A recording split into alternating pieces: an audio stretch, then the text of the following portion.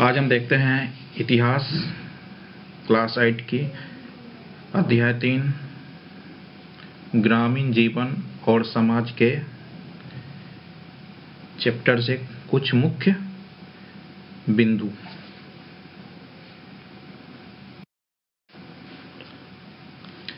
भारत एक कृषि प्रधान देश है। गांव की अधिकांश आबादी मुख्य रूप से कृषि का कार्य करती है। अस्थायी बंदोबस्त 22 मार्च 1793 ईस्वी में शुरू हुई।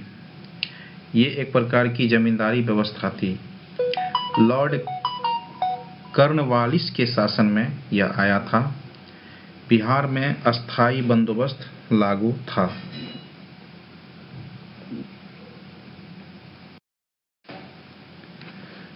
रैयतवाड़ी व्यवस्था बॉम्बे और मद्रास में था। इसमें किसान ही मालिक होता था।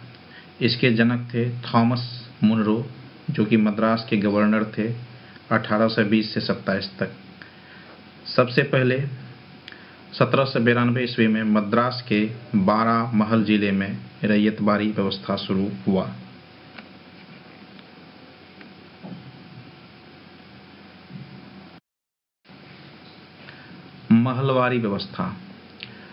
महलवारी व्यवस्था इसके संस्थापक थे लॉर्ड विलियम बेटिंग।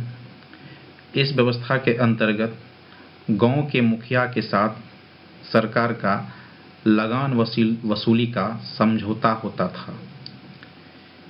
यह हॉल्ट मेकाजे का प्रस्ताव था।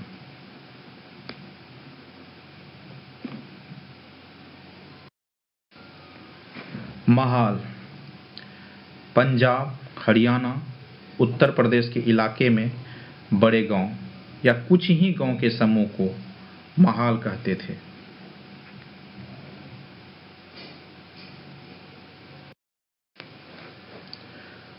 अंग्रेजों के समय भूमि व्यवस्था इस प्रकार थी। अस्थायी बंदोबस्त में 19% भूमि, महलवाड़ी में 29% भूमि, रैयतवाड़ी में 52% भूमि, जो कि अन्य व्यवस्था से ज्यादा थी।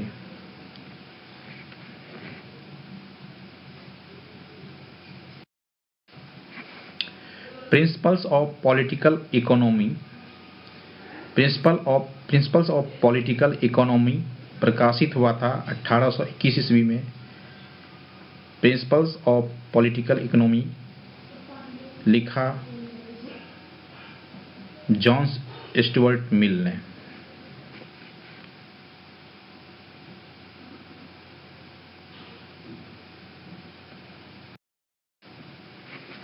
अस्थायी बंदोबस्त बिहार में अंग्रेजों के समय अस्थायी बंदोबस्त की व्यवस्था अपनाई गई थी।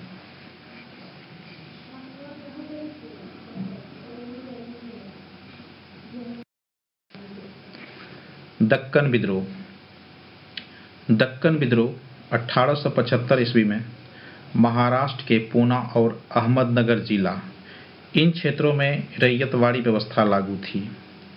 महाराष्ट्र के पूना और अहमदनगर जिला में 1875 ईस्वी में किसानों के गुस्से ने बड़े पैमाने पर उपद्रव मचाया। समय पर लगान चुकाने के लिए महाजन से कर्ज लेकर जीवन भर महाजन के चंगुल में फंस जाने के वजह से महाजन के घरों में उत्पात मचाया और सारा दस्तावेज जलाया।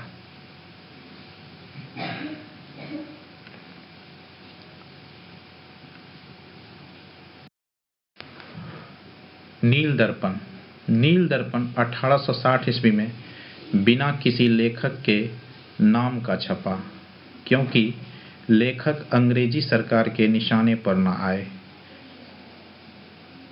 इनके लेखक थे दीनबंधु मित्र और अंग्रेजी अनुवाद किए थे मधुसूदन दत्त ने।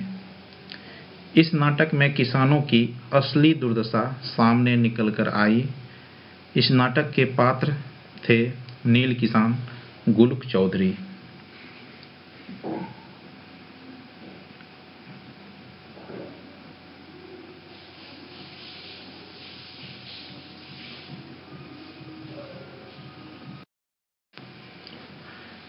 बिहार में नील की खेती। बिहार में नील की खेती मुख्य रूप से उत्तर बिहार के चंपारण और मुजफ्फरपुर के इलाके में की जाती थी। इसके अलावे भागलपुर और शाहाबाद के क्षेत्र में भी। वर्तमान गया जिला अफीम उत्पादन में तत्कालीन बंगाल प्रांत में प्रथम स्थान पर था। बिहार में नील की खेती दो तरीके से की जाती थी। जिरात में सीधी अपनी देखरेख में अंग्रेज बगान मालिक मजदूर से खेती करवाते थे। असामी बार में बगान मालिक रैयत को उनके स्वयं की जमीन पर नील की खेती करने के लिए बाध्य करते थे।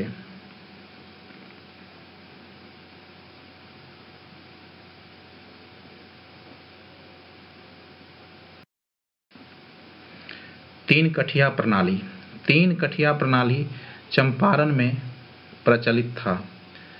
प्रति बीघा में 3 कट्ठे पर नील की खेती करना अंग्रेजों ने अनिवार्य कर दिया था। इसी के खिलाफ रामचंद्र शुक्ल के बुलाने पर गांधी जी चंपारण गए। महात्मा गांधी ने चंपारण से ही अपना प्रथम सत्याग्रह शुरू किया।